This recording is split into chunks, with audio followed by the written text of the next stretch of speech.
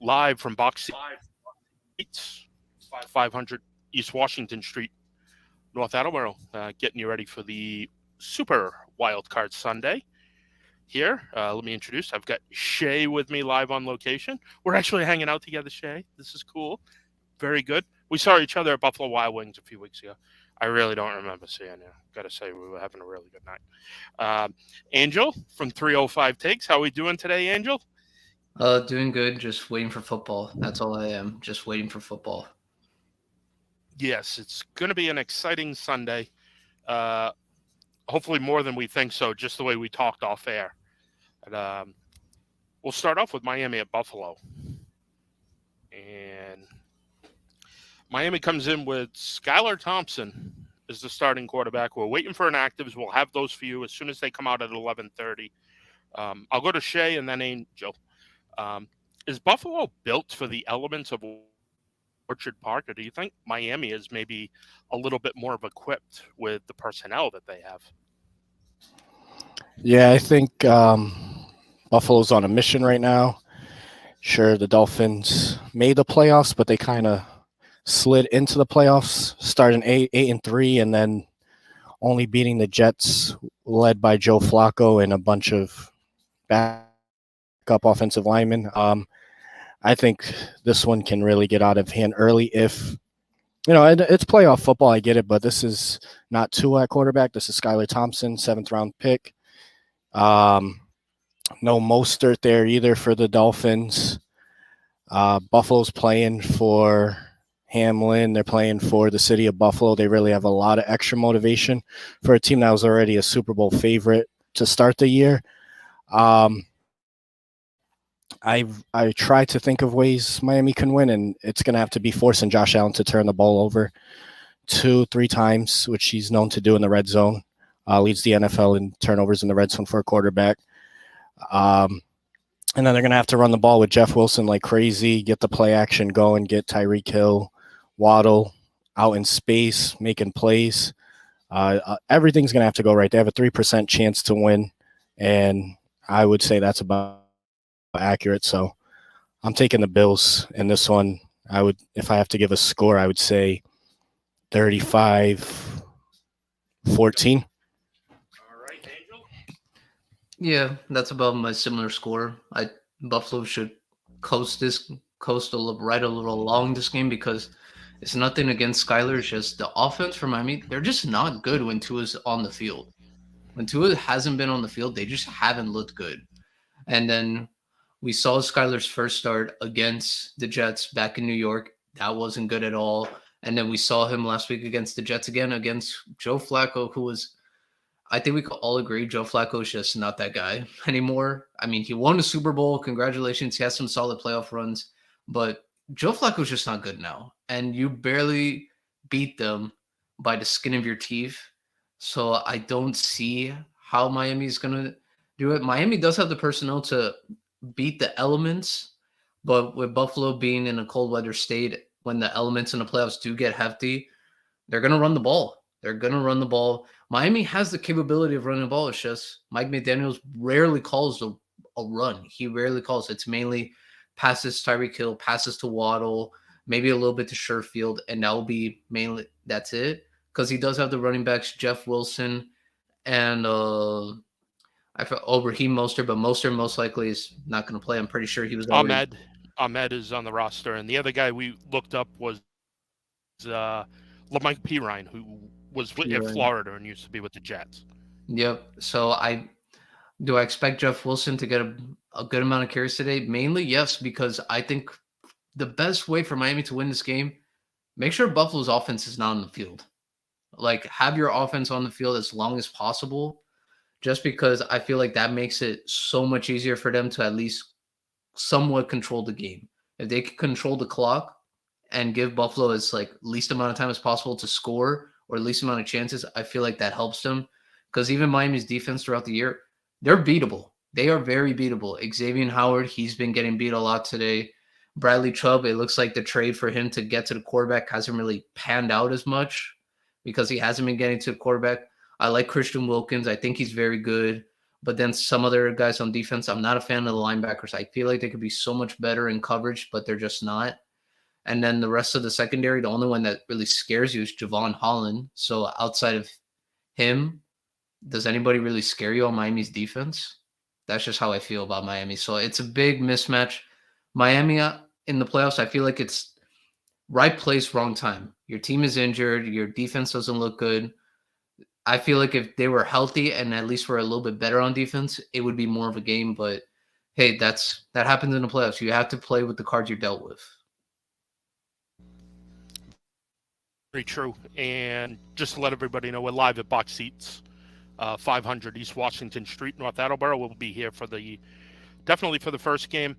Comment section for all the new listeners. We're also broadcasting on the Box Seats Facebook page and all the other pages we regularly do. Subscribe to the YouTube channel. Very appreciated. We're getting up there in numbers, so I like that. But great point, because time of possession was the next I was going to go to. Shay, do you want to build off that, what he just said as far as time of possession and maybe some of the things Miami has to do? Yeah, for sure. If they can, if they could get ball first and go out there and put points on the board and then control the clock with the run game, that's huge. Armstead was a limited participant on Friday.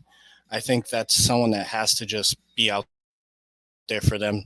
He's Skyler's a right-handed quarterback. He's a left tackle, so it's a little more important with the left tackle for a right-handed quarterback, especially one that's an all-pro caliber left tackle.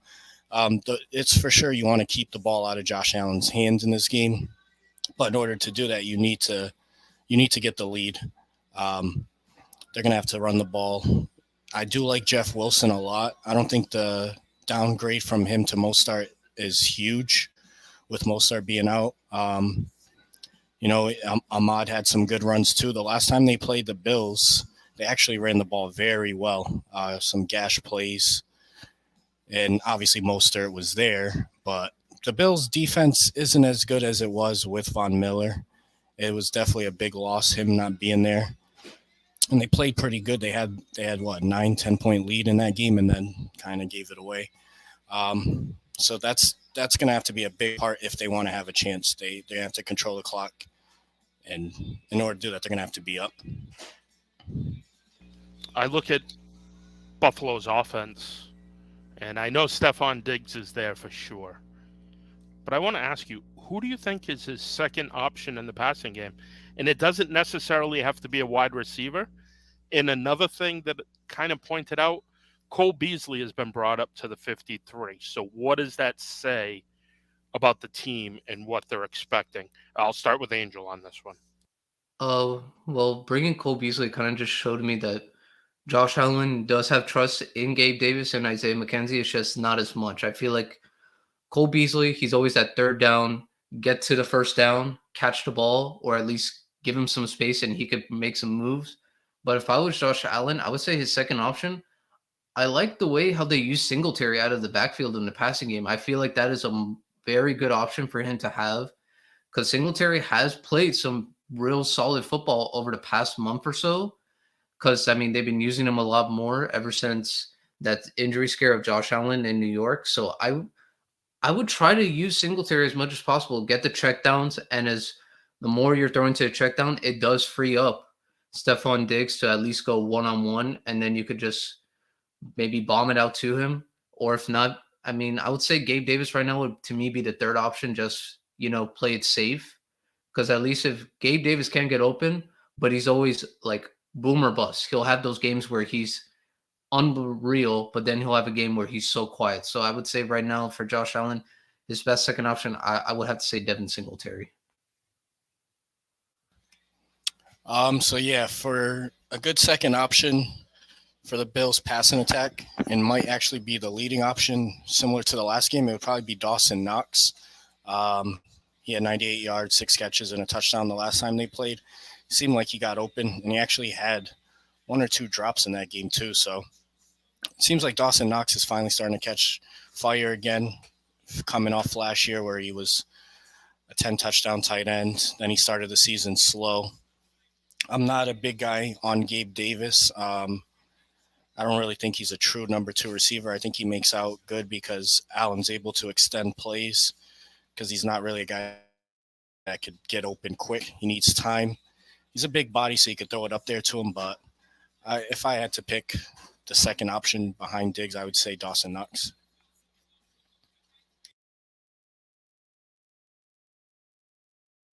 Breaking news.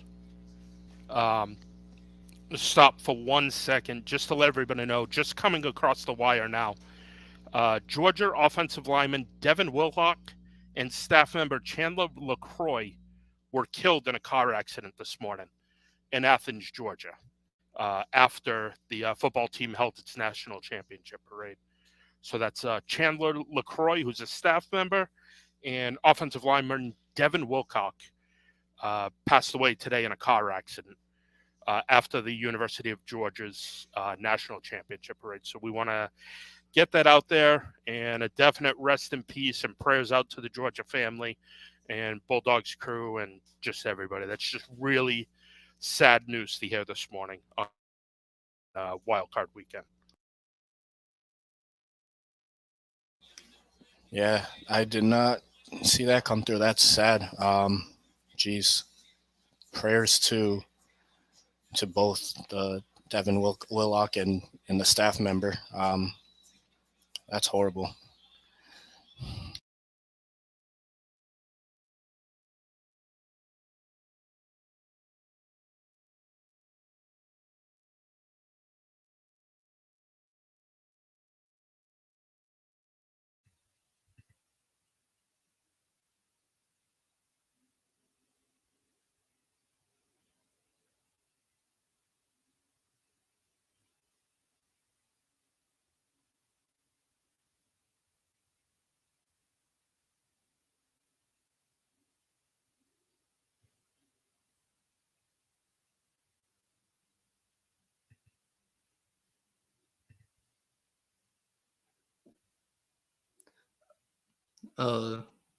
Wait for a second. I can't hear you. I don't know what's happening. Oh, shoot. Was I not on? Jeffrey,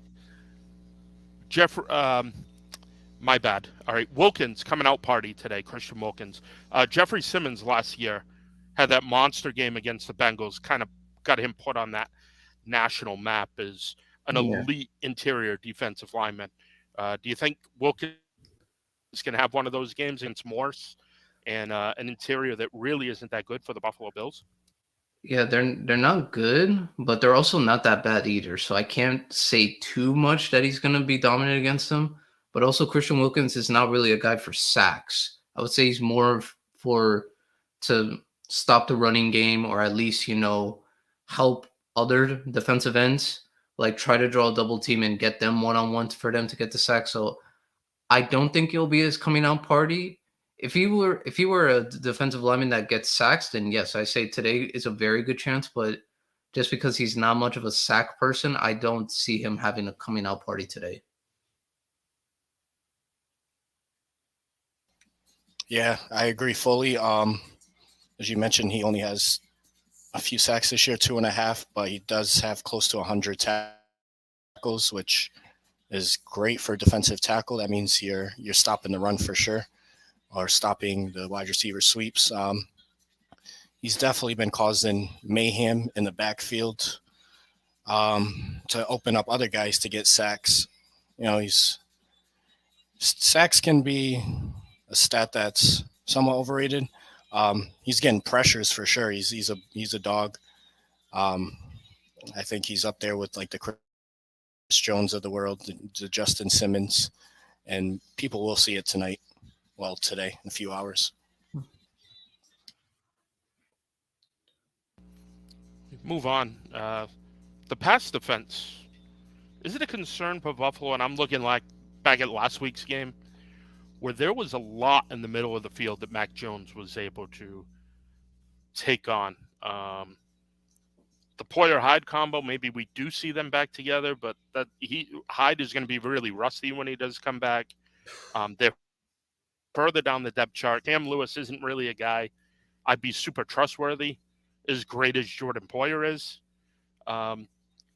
Is it attack Elam and the other side in the middle of the field with if you do get that run game going, able to hit those passes in the middle of the field. But those are the ones 17 becomes 70 with Waddle and Hill, just because of their YAG. So do you think that could be a factor in this game? I'll start with Shay then. Yeah, their pass defense definitely has taken a hit the last few weeks. I put that to a big part of the defensive line not getting pressure with Ruscio, Shaq Lawson, Ed Oliver, Jordan Phillips. Those guys, they need to get to the quarterback. A big part to football is in the secondary. If you're not getting pressure, there's only so long a cornerback could cover a wide receiver, especially two of the fastest wide receivers in football in Waddle and Tyreek Hill. That's why, again, I'll point out the Von Miller loss. That could be the loss there that ends up hurting Buffalo in the end overall if they're not able to get pressure. Not even today's game, but when they face quarterbacks like Joe Burrow and Patrick Mahomes, you need that edge rusher that's going to get pressure. Milano and Edmonds are great linebackers, but they rarely blitz. Milano does sometimes. They more stay in their zone in the middle of the field. So that's going to be something too. That's why I brought up the play action. They got to get the run going, set up the play action to get some throws in the middle of the fields for some yak to those two speed monsters in Miami. Yeah, I do agree with that. If Tua was playing, I would be very concerned for Buffalo's defense. But since it is Skylar Thompson, I'm going to expect like a bunch of bubble screens, jet sweeps, try to find any way to get the ball in either Tua or, Tyreek and Waddle's hands. Just for the simple fact, we all know their speed is so incredibly gifted that you can't coach any way to defend it. It's just he beat me and he got all the way there. I can't do anything about that because we know they can go from 0 to 100 in a split second, whereas for other guys, it will take such a long time. But for Buffalo, I wouldn't be concerned about it too much this week just because of the quarterback play. And really, the Dolphins' offense, they don't really target Gesicki. I feel like Gesicki will be very good down the middle of the field, but he's not really involved in the offense as much. I would say next week, if they were to play a team like the Bengals or the Jaguars who really attack the middle of the field with their wide receivers and tight ends, that would be more concerning for me for Buffalo. But just because of Skylar Thompson being at quarterback, I don't feel Buffalo has to worry about it too much now. It would be a bigger concern going down the line for the Bills. We had talked about this earlier off the air. Why isn't Gesicki more involved, especially with the coach who had a guy like Kittle and he has this weapon in the former volleyball player? Yeah, Gesicki, he's a great athlete. He can run after a catch. He can get open. He's very good with his movements. I think he's a very solid route runner for a tight end. But I think since Mike McDaniels knows, like, I got Hill, I have Waddle, I have to use those two. If I don't use them, it's kind of a disservice to everyone. They're going to be questioning, why didn't you get them the ball? Why didn't you get them more touches? Which is fair. I'm not going to argue that. But I also do know maybe he's seen stuff in practice that from Gesicki he doesn't like, and he's like, hey, maybe I just can't trust him, or maybe he just doesn't have that connection with Tua. Because I feel when Tua was at quarterback, the one connection to me that was like solid and 100% is him and Waddle. I feel like that connection is solidified. With Tyreek, it's more forced, where it's not like truly there. But I would say that's mainly it. And also, I feel like Gesicki doesn't get involved because he's also not a blocker. He's not the best blocker at tight end. So it's like, all right, maybe we'll try to switch him out and put him on. But if any team is looking for a tight end that's an athlete, I would say go after Gesicki because he's a great athlete. For a guy his size to be able to move like that and his catching ability and run after the catch, I think it's incredible.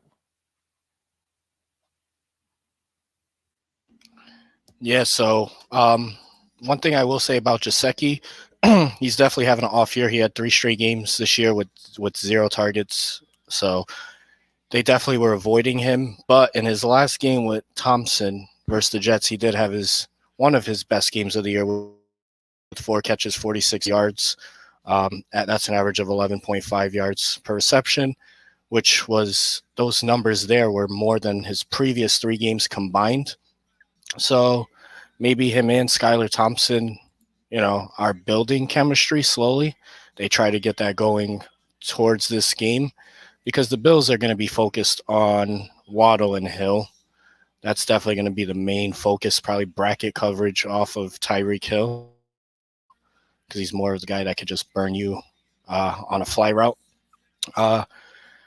So I can see Gesicki maybe getting another game similar to that, 4 catches, 50 yards, a shot at that touchdown. I did give them 14 points in my projection, so I wouldn't be shocked if Gesicki's one of the guys to get that touchdown for them. Well, as we sit here at box seats in North Attleboro, we'll go to predictions. And any comments you may have, whatever, put them right in the comment section for the crew. We're here. I'm going 34-13 Buffalo. I'll go to Shay and then Angel. Yeah, I'm going to go 35-14 Buffalo. I'm going to say 30-10 Buffalo. All right, we'll move on to the second game of the afternoon, 4:30 kickoff time. 3-6 matchup. The 6th seed in the NFC, the New York Football Giants, back in the playoffs at the Minnesota Vikings, who are the 3 seed. I think when we talk about this game, it's the most important factor of it. Can the Minnesota offensive line hold up against the Giants front? And if that front can only get pressure for 4, what does that say about coverage on Jefferson? What ability does that give them? I'll start with Angel and then go to Shay. I would say this is if the Giants front 4 could get to Cousins, which I think they can. I mean, they have Dexter Lawrence, an All-Pro this year. Kayvon Thibodeau has actually been getting a lot better throughout the season. And they still have Azeez Ojulari, who I think could be a very solid outside linebacker for a couple of teams. So I feel like they can get to him. But just knowing how the way the Giants this year, they've been very consistent with how they play all their games. And with Adoree Jackson potentially playing in this game, I feel like they might try to do the same thing. I think they'll double him, but will mainly be on 3rd down. I feel like they'll say, all right, let's just get it single coverage because if I'm the Giants, I'd be more concerned with TJ Hawkinson because the last time they played, TJ Hawkinson, he destroyed them, the middle of the field, and he really took advantage of those linebackers who are not great in coverage. So that's where I don't feel the Giants are going to focus too much on Jefferson. I feel like they'll try to focus more in the middle of the field. So that would be my thing on the Giants coverage. But if their front can get to Cousins, we've seen it. When the Vikings lose this year, they lose bad.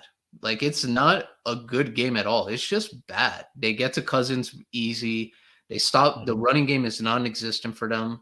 And the passing game is very, very minimal. So I do give the Giants a shot against that offensive line because they're not the greatest. But I do have to see Kayvon Thibodeau, Dexter Lawrence, and Azeez Ojulari step up to now because now they're not playing a regular season game. This is the playoffs where every down and every mistake can come back to bite you.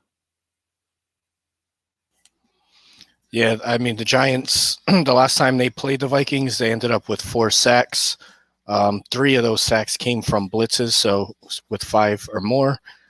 The defensive line features Dexter Lawrence, Thibodeau, Leonard Williams. They're a pretty stacked team, and then Landon Collins being there at safety, playing like that hybrid role, playing in the box more, is a big thing for the Giants. It allows them to bring that pressure off the edge with a little bit of speed and a hard hitter like Collins.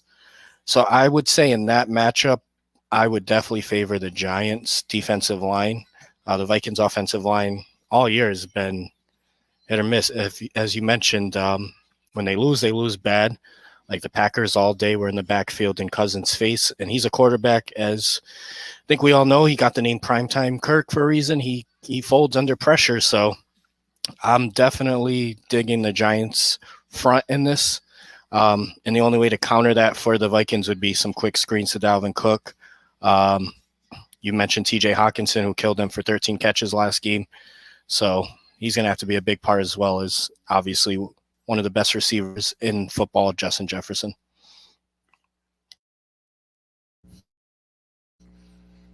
So this was a headline in the New York. Galladay moved back on depth chart to number one position. And I said to myself, they have gone with this $21 million guy who has been inactive and made sure that guys like David Sills V had water so he could go back on the field. Will he do anything in this game? Is this like Dayball is looking over there and going, hey, dude, this is your time to shine. We've been paying you a lot of money. Like, can you get out there and make a few plays and maybe help us? Is there anything in this tank? I'll start with Shay and then Angel. Yeah, in this matchup here, I am definitely not – don't start Kenny Golladay in any of your DFS lineups, or I would even take the under on one catch on this. I think the guys really getting it going right now for the Giants are Richie James, Isaiah Hodgins, who's been a great sleeper. They got him from the Buffalo Bills. He's a big body. He's good for Daniel Jones, who's been having a under-the-radar year, mainly with his rushing yards, 700 rushing yards, 7 rushing touchdowns. But this team's built to run the ball, and they usually feature 2 or 3 receivers, and then Saquon Barkley out the backfield. Daniel Bellinger's a blocking tight end. He's a rookie, so I think all those guys, even Darius Slayton, I think they're blowing smoke because he finally scored a touchdown. I'm taking the under on one catch for Kenny Golladay today. I completely agree. I'm sorry. I don't think he'll do anything. Just for the simple fact, the Giants offense, they don't feature him at all. They don't. And when they try to feature him, it's just bad. Like, I can't even explain how bad it is. Every time I watch it, I'm like, bro, you got paid all this money basically to run for like 6 times a day.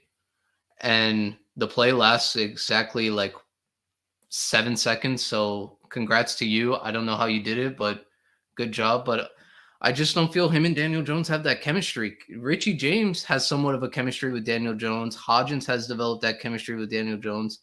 And then if we see with the Giants, if Jones doesn't like what he sees out there, he's going to take it himself, which I don't mind. He's a good athlete. The only issue I've ever had with Daniel Jones is, bro, you just fumble a lot. Like, you turn over the ball like crazy. If he can limit that, then I have no problem with him running the ball. But I would say to anyone, if you have any like prop bets on Kenny Golladay, I just simply would stay away. I don't care how good the odds are or how much it's screaming at you. Just like, don't do it. I'm going to tell you, when I saw this article the other day, I was like, somebody in the Giants organization called a reporter and just said, please put this out there so the Minnesota Vikings see it and they think they actually have to prepare for him. That's all this was. How about this? 3 o'clock today, he's not even active. How's that for you? I could see it. As we move on, this matchup, we're live at Box Seat, Shay and I, sitting across from each other for the first time ever, enjoying. He's gazing into my eyes. Oh, that sounded so weird. All right. New York Giants at Minnesota. Rookie coaches. Who do you trust more? Start with Angel and then go to Shay. I'm going to say Brian Daboll. I feel like he's done an excellent job this year with the Giants. Because if you generally look at the talent on paper compared the Vikings to the Giants, the Vikings have so much more talent. Like, you have Jefferson, you have Patrick Peterson, Adam Thielen, Dalvin Cook, TJ Hawkinson. You have a better quarterback in Kirk Cousins. Then in the line, you go to Daniil Hunter. You have Eric Kendricks at linebacker. Almost everywhere you see, there's very good, solid players. And for the Giants, the only player I consider at least top 10 at their position is Saquon Barkley and Dexter Lawrence. Outside of that, I don't see anyone there that's top 10. Secondary, I feel the only one who might have a chance at being very good is maybe McKinney, their safety out of Alabama. I feel like he can be a very good player. Outside of that, no, but I would say with Daboll, with the way how he's really run things with that team, especially on offense, how they look much more consistent compared to years past. The defense, I don't think he has to worry because he has Whit Martindale running that defense, so he could really focus on the offense. So I would say right now I trust him more. And it's nothing against the Vikings head coach. I just feel that with the way how your team is, it's so offense dependent, and it really relies mainly on Jefferson or bust. Yeah, so I agree. I definitely would take the ball, and it hurts me to say it as a Rams fan because Kevin O'Connell was magnificent for us last year as an OC. But at the end of the day, he does have a great roster in place. What the ball did with this roster should give him consideration for Coach of the Year. So that alone, right there, you know, for me, gives the advantage to the ball. He loves those mobile quarterbacks. He's turned Josh Allen's career around. He seems to be turning Danny Dimes' career around. And then even in the last game, that kid Webb ran for so many yards and threw 2 touchdowns. It's like, I guess the ball is just a mobile quarterback type of guy, and maybe this team really needed him. I was a believer in the Giants. I picked them to win the division before the year. That was not realizing how good Philly was, but I knew the ball was gonna turn this team around, and I would definitely say of the two, I would take the ball every day of the week. All right, so as we sit here at Box Seats in North Attleboro, we go to, if I hit the right button, predictions. Um, Shay, Angel, myself, we'll go in that order.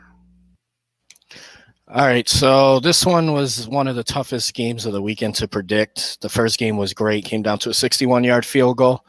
I am going to take the Giants, though, taking this one. I seen a lot of things I liked from them in that first game on offense, and their defense really didn't play up to par of what I've seen throughout the season. I think their defense steps up. I'm taking the Giants 23-20. I'm gonna say the Giants win 27-24. I'm gonna flip the score this time, and I would say the Giants win on probably like I think a late second touchdown, kind of like almost their week one against the Titans. Like the call, tight game both ways. Friday, I picked Minnesota. As the week goes on, I'm feeling more of the Giants, and it's kind of the energy that Brian Daboll puts off. Like, slapping players on the sideline, in a good way. You know what I mean? He's pumped up like a fan who's like tailgated for 3 hours and has been to the beer stand a couple of times. I love it. I absolutely love the energy he brings to a team, and I love how the team responds to it. I'm going to flip from where I have been all weekend. I am going to take the Giants 24-21. And this Kirk Cousins is going to throw a late pick. Shocker. Late pick trying to get to Jefferson to get into field goal range. That's what I'm seeing in my mind's eye from box seats as we sit here on a beautiful Sunday morning. What do you think of the place you're here? This place is awesome, man. It's the sports vibe here is great. Pictures everywhere, TVs everywhere, the whole setup. I'm definitely going to be coming back, so I like it. Angel, that girl behind me, sick of her calling all the time. Rico Gould, 27-24 Giants. Thank you, Rico, for joining us. Any more questions or comments you have for the group? Feel free. Always good to have more listeners and interaction. And we're going to the night game, which may be a thing that can help you sleep tonight. And that is the Baltimore Ravens for the second week in a row at the Cincinnati Bengals. 6 versus 3 matchup. And we just got to start with the most obvious thing. Is Lamar Jackson already gone from Baltimore? We're hearing stuff from teammates right now. Teammates are not happy. They thought he was playing this week. Tyler Huntley may not be playing. It could be the legend of Anthony Brown stepping out there. Can you imagine? Would you go to a preseason game where Anthony Brown and Skylar Thompson were the two starting quarterbacks? I mean, $25 tickets in the upper level. Would you say yes or no to that opportunity? And we're talking about the NFL playoffs, the biggest moments, and we're down to third string quarterbacks like this. Do you guys think Lamar Jackson is already gone from Baltimore? Angel first and then Shay. Yeah, I spoke about it on Friday with Myles.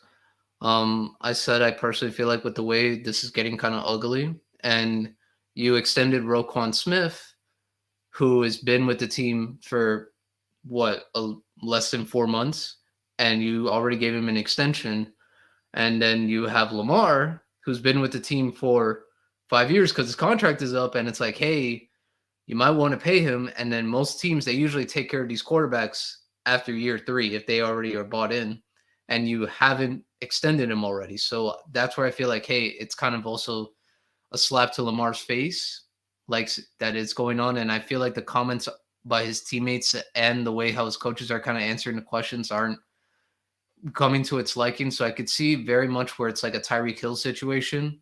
They're going to franchise tag him, and they're like, hey, if you want, go out and find a trade, keep it on the low. And once we find a trade that we like, and if you want to be on that team, we'll get it done. And then you can go about your day and we'll see. So I do think he is gone. So that's why I think if I had to pick a team that Lamar could go to, I said the Jets. I feel like the Jets have the draft capital to get him. They have a lot of guys on rookie contracts, so the cap space won't be that much of an issue.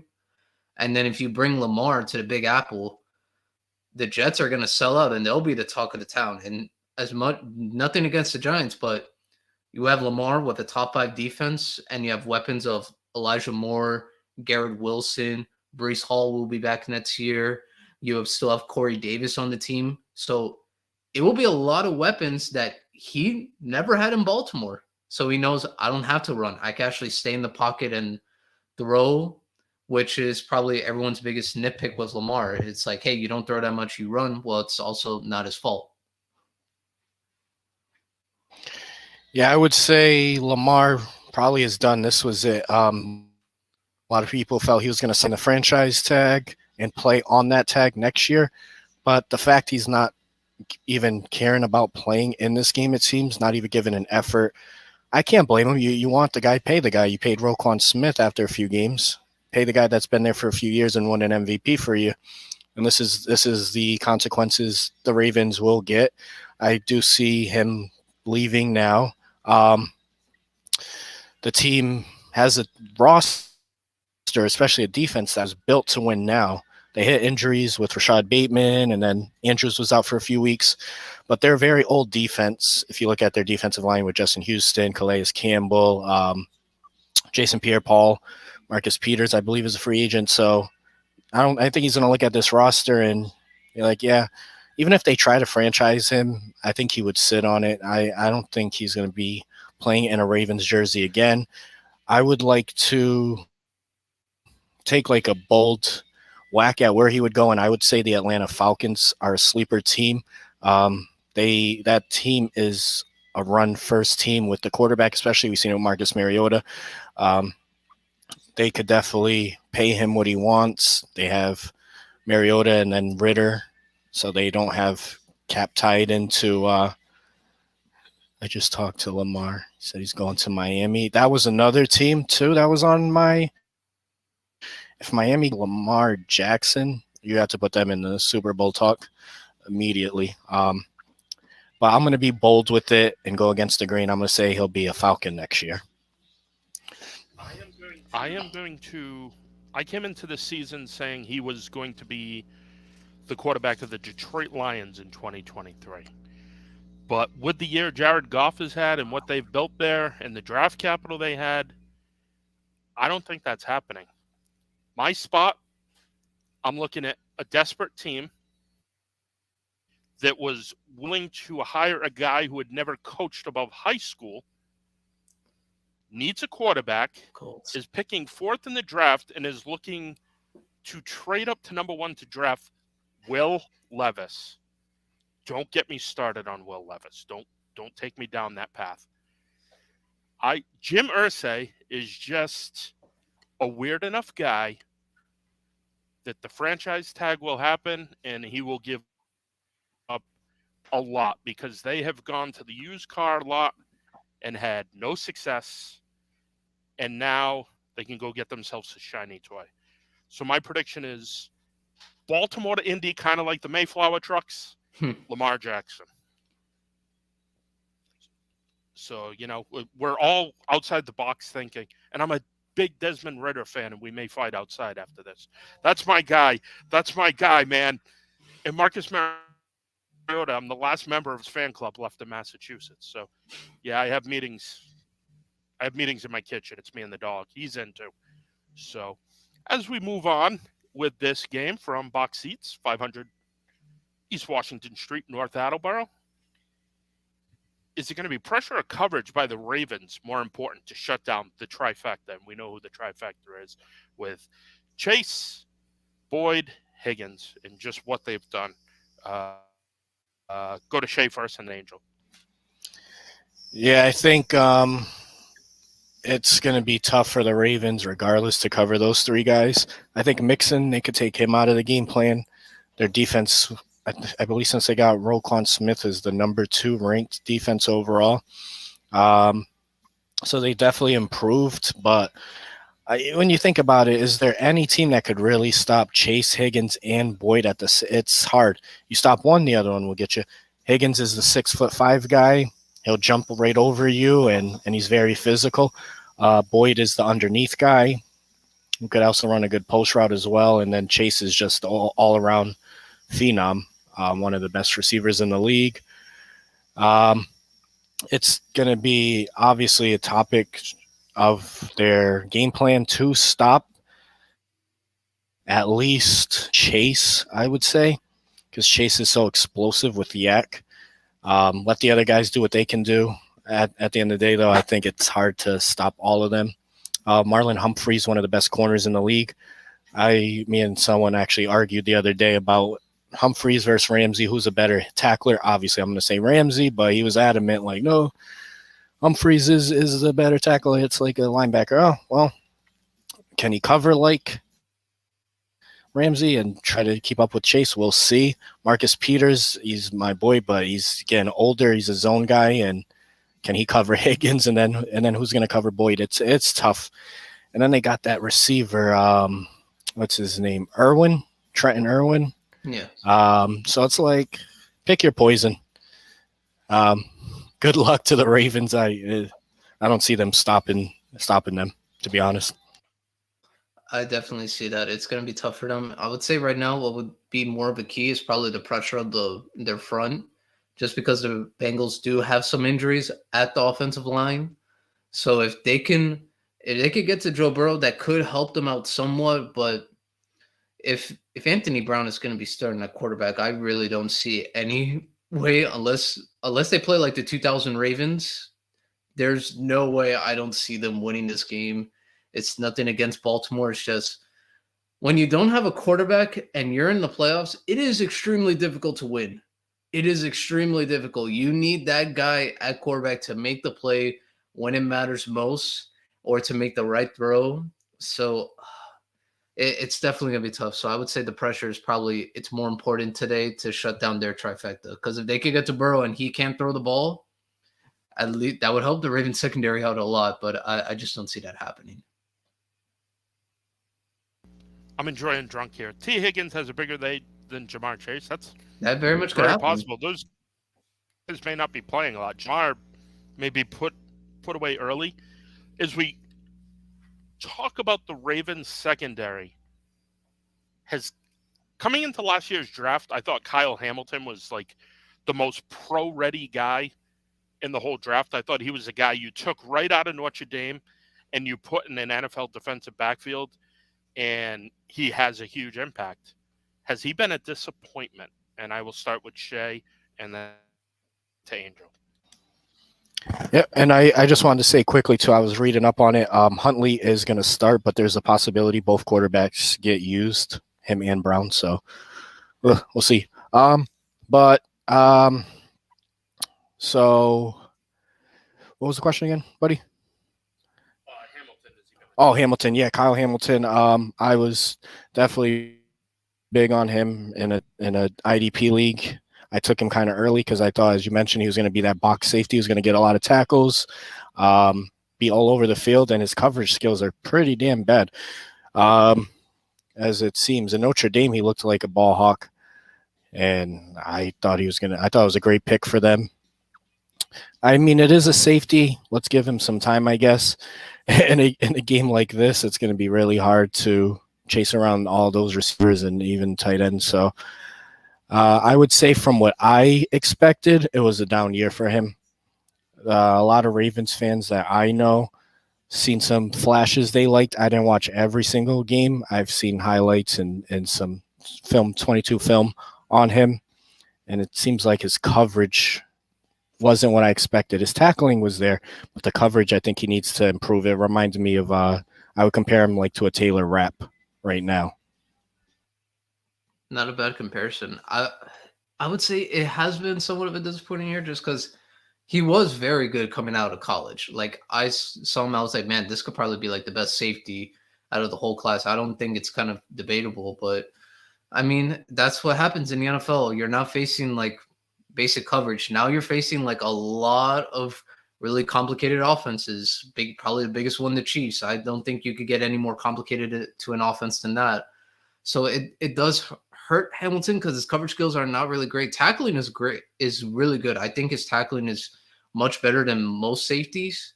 I would say right now, if I had to make a comparison to him, I was going to say Landon Collins. Really good tackler, not very good in coverage when he came out of Alabama. So, I mean, ball hawk, not the best right now, but I feel like it is good. It just hasn't been given that many opportunities. And like you said, it's safety. It takes time to really get in there and really solidify yourself as safety because I think Baltimore's been kind of like, I would say spoiled at safety because after Ed Reed, they had a plethora of safeties that were at least solid for them or playing their role. Whereas Kyle Hamilton now, it's like, all right, you're going to be the guy for years to come. So I feel like that expectation might have been on him where it's like, okay, he knows he has to do this, this, and that. So I would say it hasn't been too much of a down year. I do feel like next year will be a lot better because he will have time to actually learn the offense. And if maybe the Ravens put him in a different role, like hybrid, bring him in more in the box, and maybe he can help slow down the running game or at least try to go up, be the quarterback spy if they're playing a mobile quarterback of somewhat of a Justin Fields or something. I feel like that could definitely help his morale or at least confidence a lot more. All right, just coming out a few minutes ago, the inactives for the Bills. Have you guys seen yet? Oh, no. Let me share. Isaiah McKenzie is in street clothes on the field and sneakers. The rest of his teammates are out there in warm-up gear.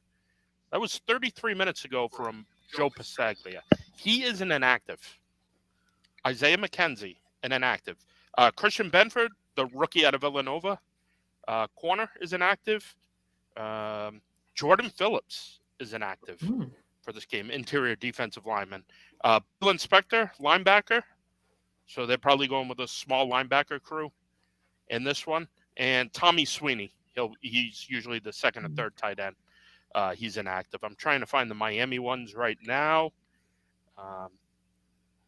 You guys have any good recipes or anything you want to share with the crowd?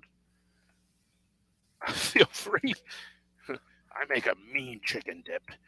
All right. The inactives for the Miami Dolphins. Tua, we know. Former first-round pick Noah Igbenogany. Good. Mostert is out. Liam Eichenberg is out. So Teron Armstead is active. That does help. It helps. Yeah, you got him at left tackle. We're talking about a guy who's just elite at his job. Doesn't get a lot of press, but is just good. And as you guys had said, I think it was Angel. Shay. He's the blindside tackle in this game. So that's very important. So definitely, Igbenogany has fallen that far. I'm an Auburn fan, so wow. That's fallen that you're not dressing as a first-round pick for playoff games, unless it's an injury thing, which I did not see. But Teron Armstead is active, and Mostert is inactive, so it'll be Jeff Wilson. Keep an eye on LaMichael Pirine. Just personal thing, a guy I've liked for years. As we jump back in, Kyle Hamilton at linebacker, good answer, Drunk. That is very good answer. We get back to the time of possession issue again. Is that what the Ravens need to do? Like, they have to gash that line and hold on to the football and maybe go 37-23 to even keep this close.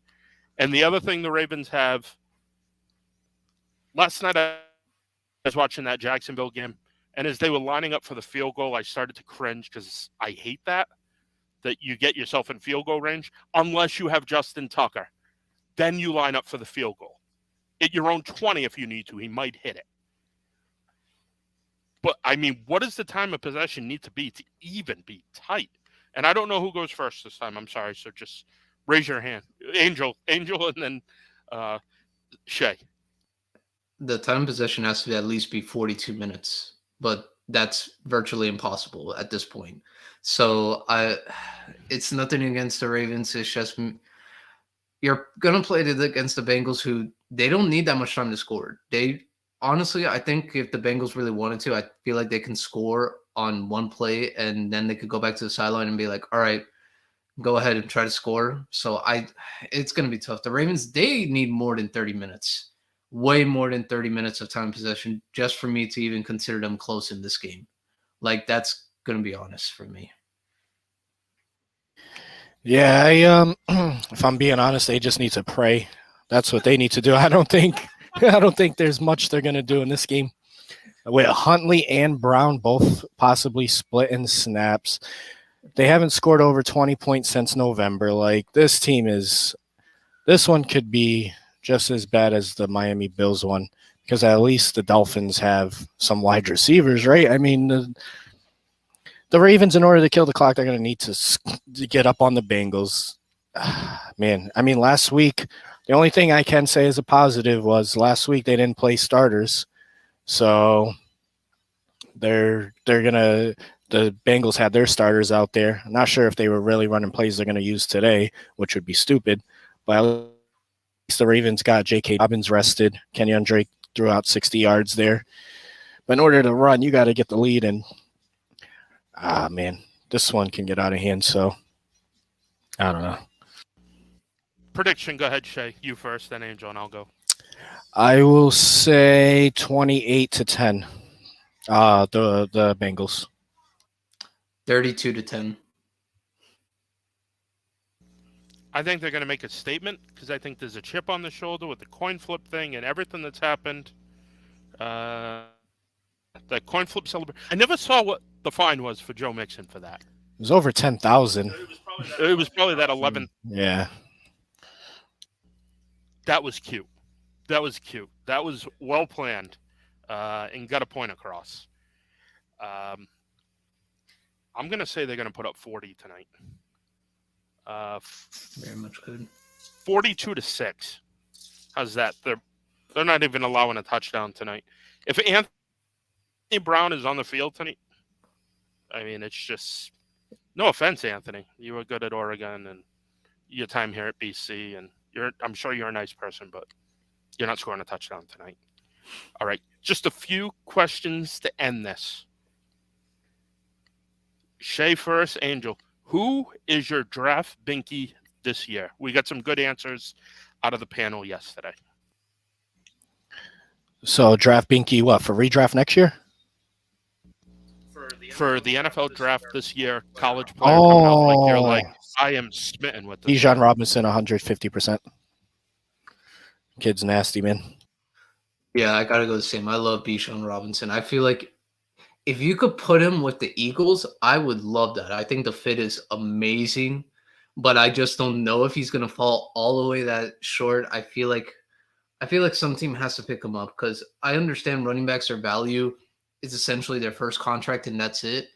But to have a good running back in the NFL, it does take you places because running the football still works. That number 10 pick, I changed my mock draft this week. It's just the running back thing. Like, it's not like the old days, like 1995, where Keanu Carter is getting picked first and Tyrone Wheatley's in the first round, and Tim Biakabatuka is getting drafted. Like, I'm going back in the Wayback Machine here. These guys are all going in the first round because it's important.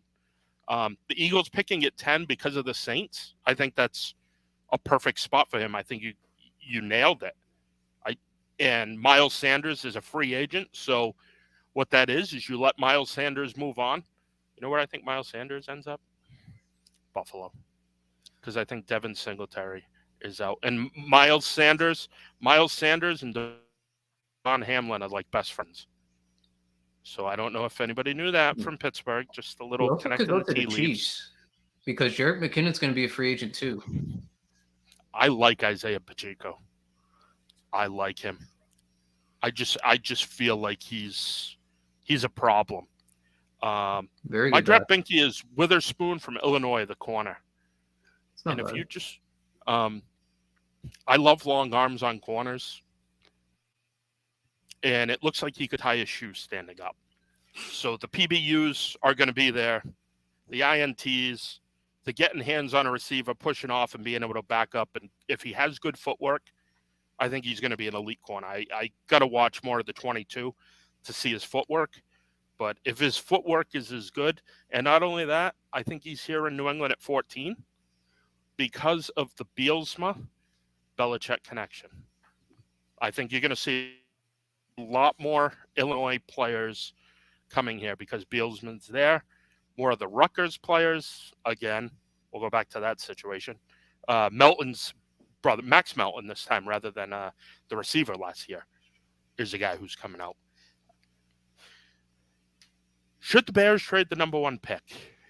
Go ahead, Angel, first. I see him shaking his head. He's all excited. Go ahead. I think they should. It's nothing. I understand people have like put out that rumor, oh, trade Justin Fields and draft Bryce Young. I don't have anything against Bryce Young. It's just he is very, very small.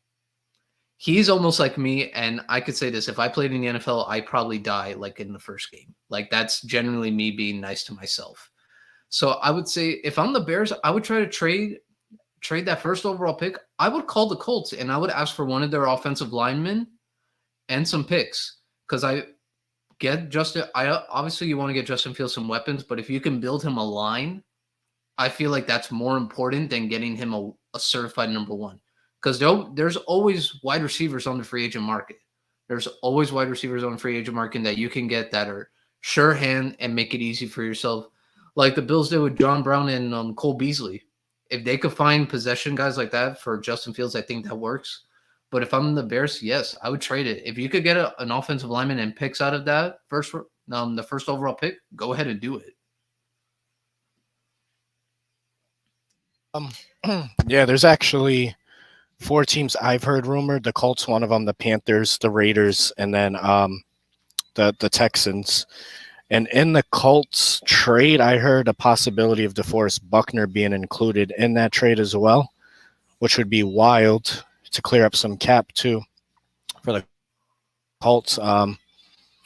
So those 4 teams are the ones I've been hearing a lot. I would like to see him go to the Panthers. They've been looking for a quarterback for a long, long time, and they've been missing. Sam Darnold's not the answer. All those teams are picking in the top 10, and they have early second-round picks as well, so they're going to have to definitely throw both those picks.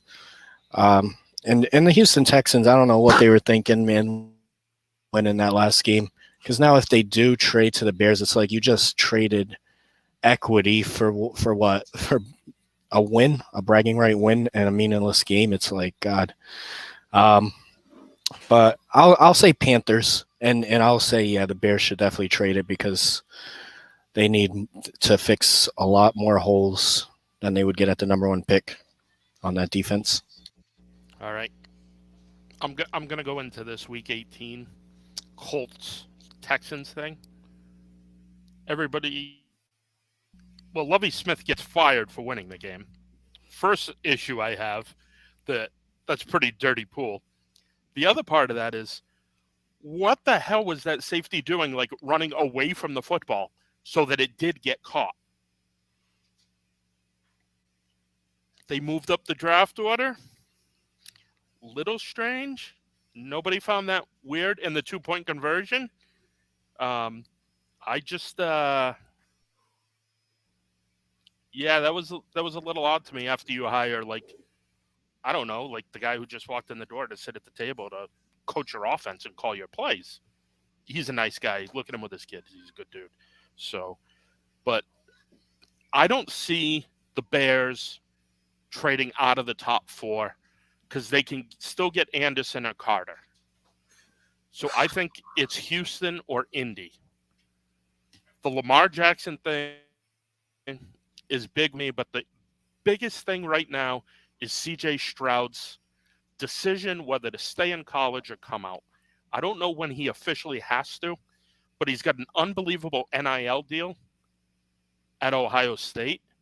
And I'm wondering if the Bears can sponsor him, keep him in there, and then make that first pick even worth more.